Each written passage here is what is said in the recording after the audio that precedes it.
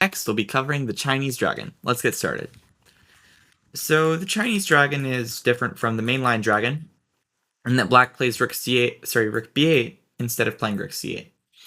And it may look a little bit silly because black's rook is on a closed file, but his idea is that after knight a5, b5, and knight c4, let's say something like this, black will now be on an open file, and he can include his queen in the attack as well. That's kind of interesting. All the same ideas apply, of course. King b1 is usually preferred. You can still pawn storm. Yeah, same ideas. I would add bishop g5 and bishop takes f6 with knight d5 is also a pretty typical idea for white in view of black often playing queen b6, because the queen and rook often combine against the weak b2 pawn. Okay, so let's say b5, king b1.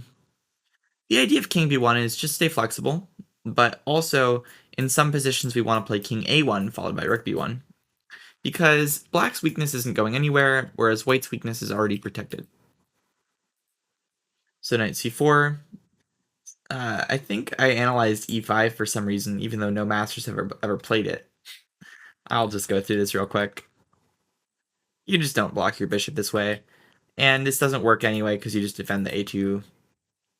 There's different ways white can play, but I like this one the best. The gist of it is, black's rook lifts don't do anything. He can't attack down the a file. You just defend the pawn.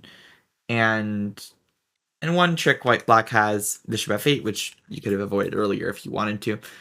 It doesn't really help much because you can get checkmated. Okay. So what else is there? Everyone's going to play knight c4, but also knight takes b3, and intuitively I'd probably play c takes b3. Yeah. I think probably the strongest move is knight takes b3. Strongest move is probably knight takes b3. But usually in these positions you take with the c pawn because it keeps the king more protected, and then your attack is just a free roll, essentially. That's a general guideline. Okay, so let's say knight c4, takes, and okay. I think originally I suggested g4 just saying, well, if we play king a1 with the idea of defending our only weakness, black might be able to play h5. And I wasn't completely sure how to evaluate these double pawn sacrifices. And in the mainline dragon, this is just much better for white objectively, and here it might also be much better for white, but not everyone will want to sacrifice pawns all the time, and I will admit, it's still confusing. I would just say with compensation and a funny computer line goes like this, that sort of says that white is better at the end of the day because of the threat of taking the pawn with check, and you're probably going to win your pawn back, and white has some ideas, but it's kind of unclear. g4 keeps control, and if black doesn't play concretely, then white's going to play h5, or will play king a1 with rook b1 to protect his only weakness without allowing black to play h5, because white would just take it and not need to sacrifice material. So knight c4 should be expected. Takes g4, queen b6. The idea would be to attack the b2 pawn. Going through alternatives, queen a5, king a1, and you can just defend your pawn and keep the attack going, so white should be much better. Big initiative objectively, and bishop h6 will be coming. Lots of open files. h5, you just take it, and sort of like having an open g file is useful. We'll have another pawn break sooner or later. We can always just defend the only weakness. Objectively, white's attack is probably winning. So queen b6, b3, and there's some risk to be for sure, because you've just loosened the long diagonal, but there's a lot of obstacles in front of that bishop, which can't really afford to be exchanged anyway. The main thing is that the knight on c3 can be a target sometimes, and that's what gives black enough counterplay to prevent white's pawn storm from being crushing. But right now, white also has these random discovered attack threats, which he has to deal with. White couldn't have done anything about it on the previous turn because of the threat of checkmate, so let's look at the black's options. Let's say queen a5. Well, just, I don't know, pause and look for the tactic.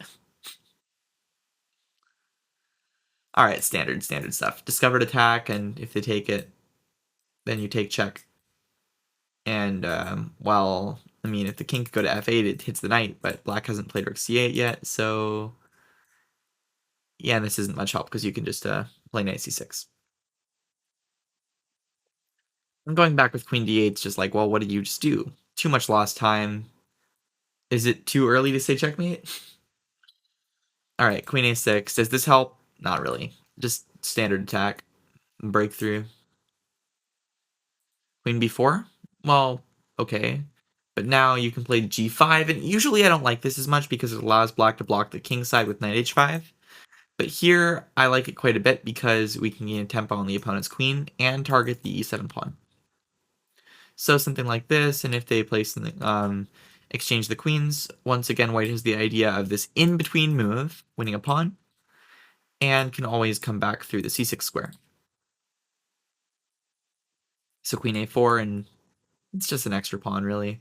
White has different ways to get unpinned, but it's not like he has any way of opening this up. You can always move around the bend, bust things open, and white's totally safe.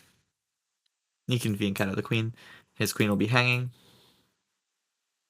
So b3, queen c7, and well, I mean, once again, black is the one who has to show concrete play. Otherwise, white's attack is just too easy.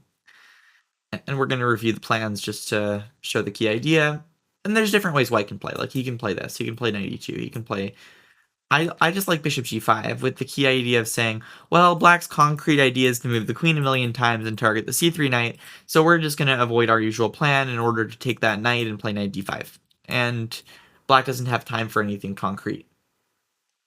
Or so I thought. There may be a recent discovery of queen c5 ever since I made this course, but I'll get back to that.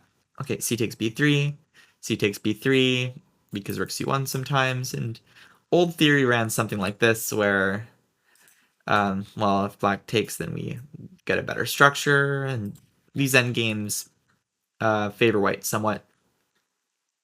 You can also exchange on c3, but I mean, the opposite colored bishop endgames offer some drawing chances. I still prefer white, though, because he'll be up a pawn. So something like this, and this is just my old theory. Basically, it's a concrete line. A concrete tactic black needs to go for, and there's the weak d6 pawn, and there's winning chances in the resulting endgame. Black can avoid it, but then white, black's in more danger than white is because of the weak dark squares on the king side. Statically speaking, white should also have some advantage because of black's weak d-pawn, and the black's attack is not very dangerous, especially because white can exchange a pair of rooks at will, but he also doesn't have to because he can just play on the king side, and also has this pawn break f4 and f5. Okay, but it does seem like queen c5 is a move, and then you can sort of choose between this sort of thing where you're probably either going to win a pawn or you're going to go for these compensation positions. I don't know. I kind of like white. This should be doing pretty good. Knight f5 sacrifices are in the air too. And there's also h5 here, and it's kind of unclear. And it's new ideas. I don't know too much about this, but I think white should be doing more than fine. And I think this just about summarizes the ideas in this line of the Chinese dragon. White's plan is the same as usual. Target the weak dark squares by blasting open the king side, and the distinct aspect of the Chinese dragon for white is the plan of playing king a1 and rook b1 to protect the only weakness, and knowing that it's okay to play b3 even though it weakens the long diagonal. On to the next chapter.